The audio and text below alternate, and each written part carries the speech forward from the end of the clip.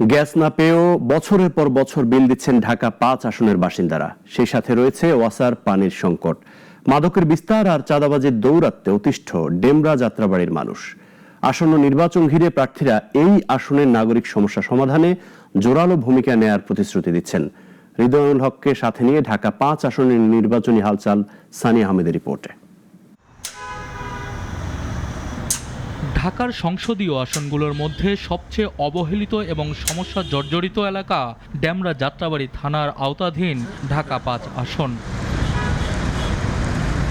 রাজধানীর গুরুত্বপূর্ণ প্রবেশদ্বার এই এলাকা, কিন্তু বছরের পর বছর এই আসনের বাসিন্দাদের ভোগান্তির অবসান হয়নি। প্রতি মাসে বিল দিলেও গ্যাস সংকট চরমে, ড্রেনেজ ব্যবস্থার দুর্বলতার কারণে ওয়াসার পানিও দূষিত। এছাড়া এলাকায় মাদক, চাঁদাবাজি আর দখলদারিত্বের প্রভাব এখানকার চিরচেনা চিত্র। আসন্ন ত্রয়োদশ জাতীয় সংসদ নির্বাচনে জয়ী হলে এসব সমস্যার সমাধান করবেন বলে জানিয়েছেন বিএনপি মনোনীত এমপি প্রার্থী নবীউল্লাহ নবী। তার আশা, এলাকাবাসী ধানের শীষে আস্থা রাখবে।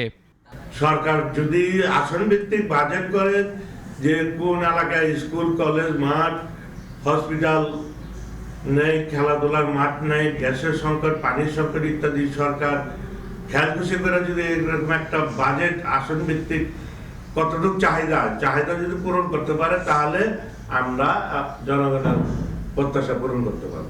অপরদিকে দাঁড়িপাল্লা জয়ী হলে জনগণের সেবক হবে এমন আশ্বাস জামায়াত প্রার্থী কামাল হোসেনের। কোনো মিথ্যা প্রতিশ্রুতি নয়, বরং যা বাস্তব তাই করা হবে বলে জানান তিনি।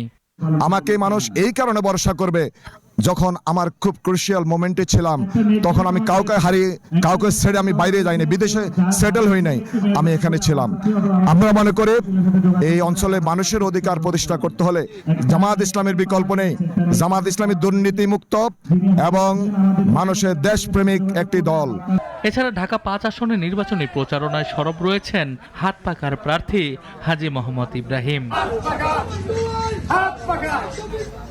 নানা সমস্যায় জর্জরিত ঢাকা ৫ আসনের জনগণদের স্বস্তি দিতে নানা প্রতিশ্রুতি দিচ্ছেন নির্বাচনে অংশ নেয়া প্রার্থীরা। তবে কথা দেয়া আর তার বাস্তবের রূপ না দেয়ার যে চিরাচরিত প্রথা রয়েছে, তার থেকে বেরিয়ে আসবেন বিজয়ী প্রার্থী, এমনটাই প্রত্যাশা এই আসনের জনগণদের। সানিয়া আহমেদ, নাগরিক, ঢাকা।